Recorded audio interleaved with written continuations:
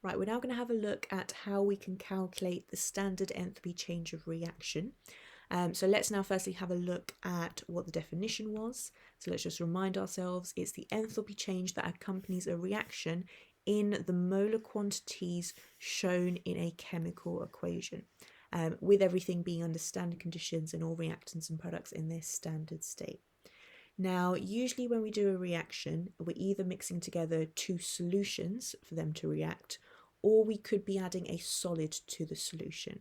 But essentially, the thing to remember here is that the solution is now the surroundings, okay? Because our thermometer is going to be in the solution, and therefore our surrounding is being classed as the solution.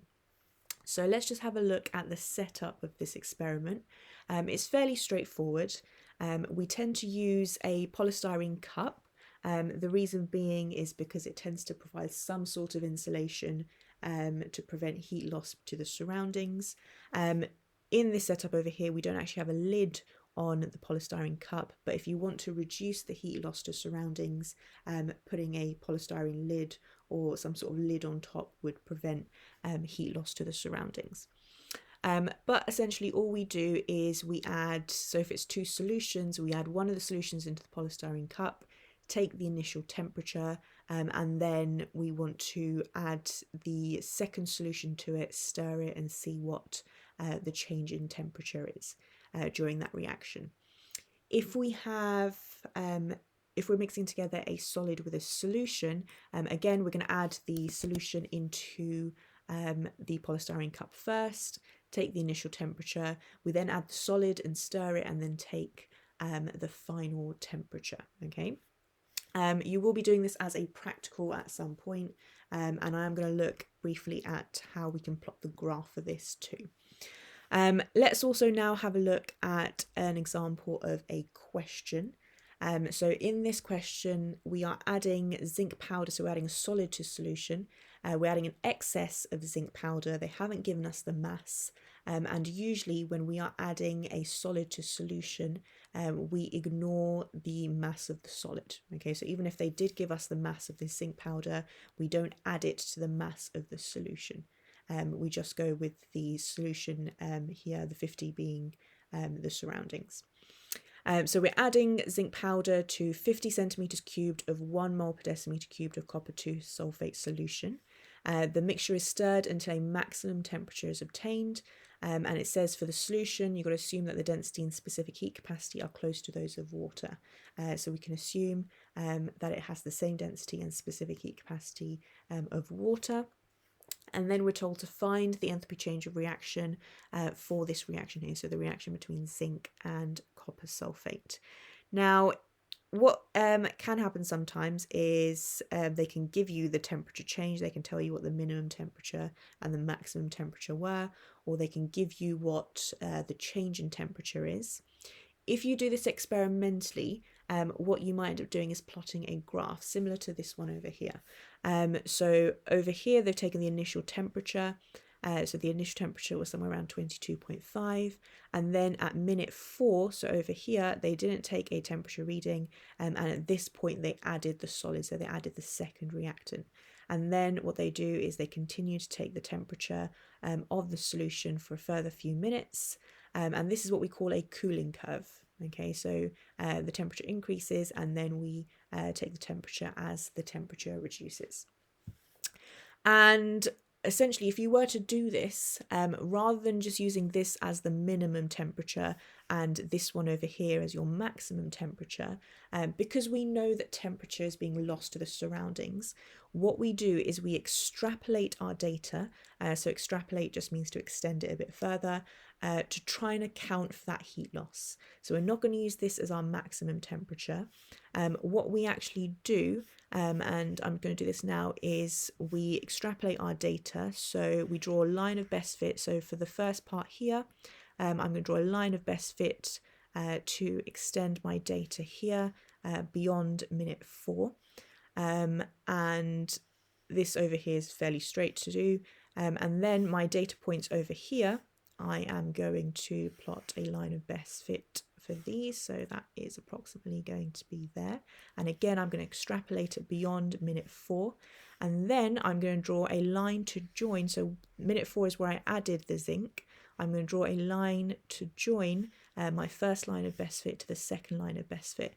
And now what we have done is we've extrapolated our data. So our minimum temperature is this one. So that one was about 22.5 degrees Celsius.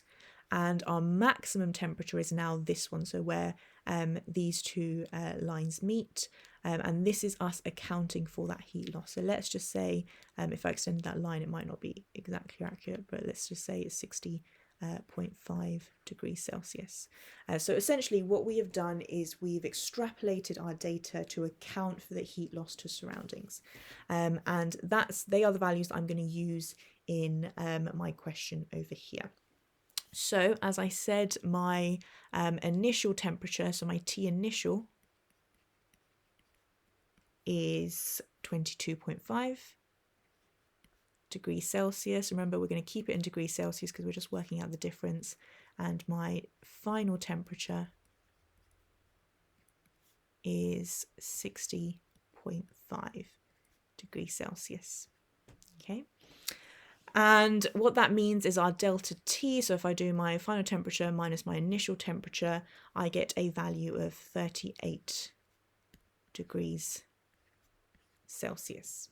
Okay, so what we're now going to do, because we want to work out the enthalpy change of reaction, we need to firstly work out the energy change. So if you remember, that's Q equals M times C times delta T. In this case, our mass, so the mass of surroundings, our solution is our surroundings, and we assume it's this solution over here. We're not going to include the mass of the zinc powder other than the fact that we don't know it. We're just going to use 50 centimeters cubed. It says to assume the density is the same as water, and therefore this is 50 grams. Our specific heat capacity is 4.18, same as water. Okay, and our delta T, which we've just worked out as being 38 degrees Celsius. If we now plug that in, I get a value of Q to be 7,942 joules. And if you remember to work out delta H, remember delta H is always kilojoules per mole. I've got an answer in joules so far, so I'm going to divide this by 1,000 to get my answer in kilojoules. And that's going to give me 7.942 kilojoules. Okay. Now, here, to work out the moles, remember we have to divide it by the moles. We have two reactants, we have zinc and we have copper sulfate. We always use the moles of our limiting reagent. Okay, we were told that our zinc was in excess, and we can't actually work out the moles for that because they haven't given us any mass for that. So we just need to work out the moles of our copper sulfate because this is the one that's limiting. They've given us the volume, they've given us the concentration. To work out moles, we do the volume in decimeters cubed multiplied by the concentration. So if I just do that down here, so it's concentration times volume, and the concentration is just 1. The volume in decimeters cubed, so if I divide that by 1,000, I get 0.05, and that just gives me an answer of 0.05 moles. So to work out delta H,